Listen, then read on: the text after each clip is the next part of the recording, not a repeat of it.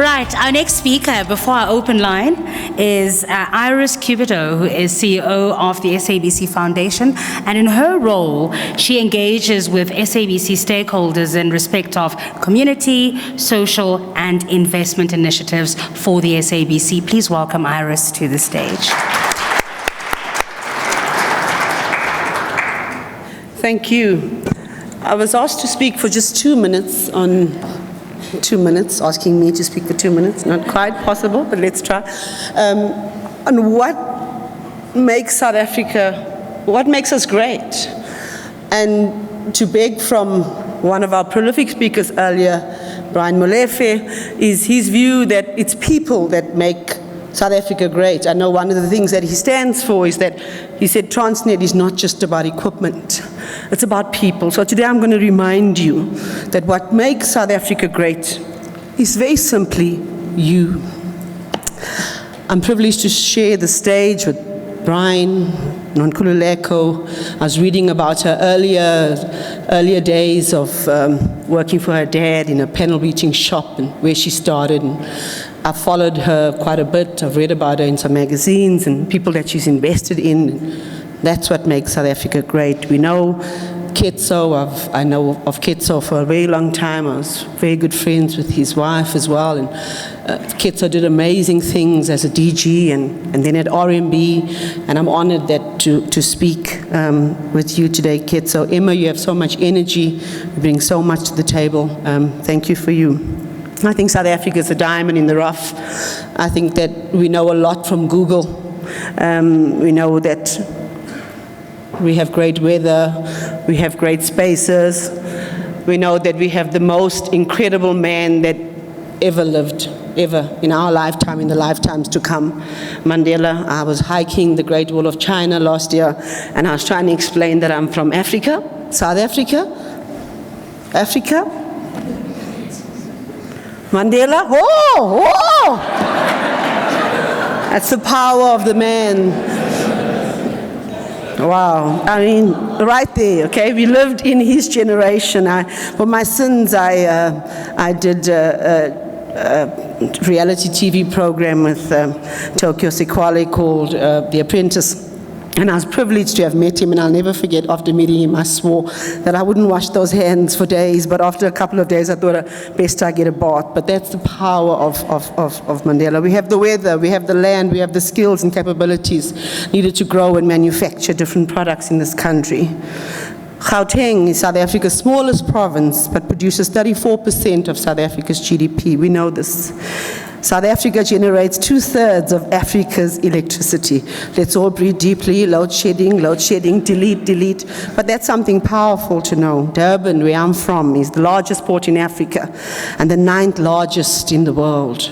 We're here today to talk about Fortune 4, and we look at and this promise you I work at the SABC, and I only wrote these notes while I was sitting there, so nobody asked me to say this, but I think about Lotus FM and the people that work there, and I think about how just recently we raised over $1 million, I think, to buy shoes for their winter warmth campaign. I think about RSG. I'd never even heard of RSG, this Afrikaans radio station, until a friend and mentor, Brand Pretorius, was telling me the story of Amore, and where there was this young girl that phoned in and said there's no water in our community, and because of Amore and the power of media, bucket loads and truckloads of water because of a young girl calling in and saying, please come help us, there's no water where we're from. Radio 2000, I mean, their station manager is just on another level, always puts up his hand immediately to just say, I'm here, I'll help, I'll do this. He's just extraordinary. So all of these people, SAFM, we traveled to Northern Cape not so long ago to shine a spotlight on a community there and how we can help and make a difference. And through my work at the SABC Foundation, I'm privileged to work with these people. But South Africa as well, we're the only country to have hosted the Soccer World Cup and the Cricket World Cup and Rugby World Cup. I was watching a DVD the other day about people talking about how can they ever take the Soccer World Cup to Africa and South Africa and everyone's going to die, and wow, were they wrong.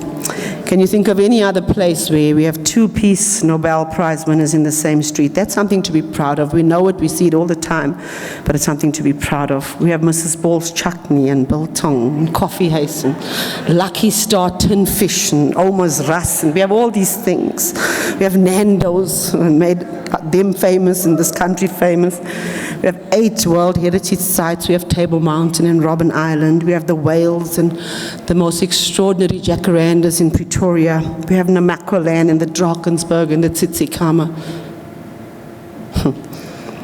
Being a hiker myself, I stand by my story that if God is in the details, then God lives on the whale trail. Having hiked there for 5 days last year, it is the most extraordinary place in the world. I can't even begin to describe it. And it's in the Western Cape. Its beauty defies magnificence. We're also a nation of entrepreneurs, like we've just found out here. But we also support spaza shops and vuvuzelas. We find heroes in the most unlikely places. What Google won't tell you is about Nkosi Johnson and his impact. Other people that they'll tell you about is Charlize Theron and Mark Shuttleworth. But there's also just ordinary people who feed their neighbors' kids and make a difference. I know about the pavement scholar on Empire Road who gives books out to people as they drive past. I know about the Jewish boys who stood up for Gaza. I know about Jordan van der Walt, who decided to feed hungry mouths and started at just 1 bag. He came to our church, a little white boy coming to a township asking for mealie meal for black people. He donated over 1 million bags of mealie meal. Did I mention that Jordan was 12? A young girl from Cape Town, I got the story through somebody that wanted us to do a Touching Lives piece on her. She was driving with her mum home from school or wherever it was, and her mum happened to be a surgeon. And she saw this lady on the side of the road with a child, and she asked her mum to please go back and give her some food. And so her mum stopped and said, "Why are you here and what's the story?" And the little girl was listening to this lady talking about why she sits there and the baby, and she pleaded with her mum. Her mum was a single mum, to take this lady in, at least for the night, and in the morning, because it's so cold, she can be on her way. And this little girl went home and took her mum's cell phone and started phoning all her mum's affluent friends and raised money and told them about this woman that's in their house or in their garden cottage or whatever it was. And this little girl was 13 and she wanted to make a difference. And over a space of 6 weeks, she raised enough money to build a house for this woman. Are we that generation? Are we raising that generation of children? I think about the guy. I was hijacked in November last year, and I was hysterical in the road, and people were driving past me, and I was just besides myself. And I think about the guy that stopped and got me to a police station and got me to a hospital and got me home. And those are the heroes. Those are the people that make South Africa great.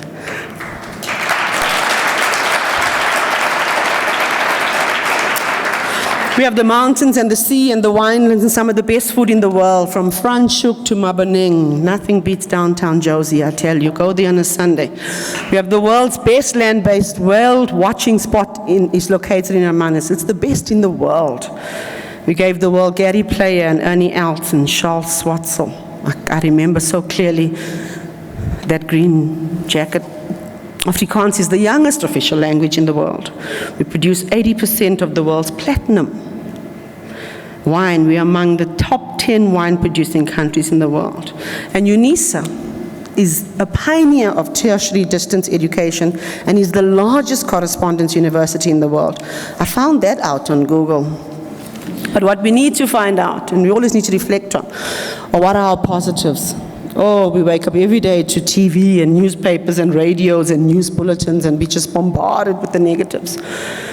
Yes, we have challenges, and we have unemployment, and we have corruption, and we have poverty. But we also have unspeakable beauty, and we have people who do extraordinary things every day that nobody knows about to make the lives of others better. You gotta have an attitude switch in order to make our country better. You gotta see things differently. You can either be the one that moans that, oh, poor me, or you can be the one that says, in my lifetime, in this generation, on my watch, I'll make a difference. And that's what radio is about. Radio has the power and the medium to do that. And so do you. I'm reminded of this young boy I think his name was Stephen or something, that Stephen Sutton, that was told that he was terminally ill with cancer. And he sat down and he wrote a bucket list of how he wants to change the world and how he wants to raise money for poverty and for other children. And he wrote a bucket list of simple things like, I want to spend the weekend away with the boys, and I want to, enjoy more time with my family and movie night. And he was dying. And he was thinking, how can he live outside himself? We sometimes think Mandela was this amazing, powerful man. Mandela was a simple man who had an extraordinary gift to live for something bigger than himself. And so does Stephen, and so do you. We are the change agents we seek to make this country better. We can't just leave and go away. Go away. That's why there's an exodus of those coming back. This is our home. It's our birthright. This is our country. This is our South Africa. And it's up to you and to me and to us working together for the greater good. I'm so privileged and blessed that I work for the SABC Foundation, because every day, in a million ways, I meet extraordinary people that nobody hears about, that do extraordinary things. We are this generation's Gandhis and Mandelas and Martin Luther Kings. So look around you, everyone, this afternoon. The change our country needs is sitting next to you. I thank you.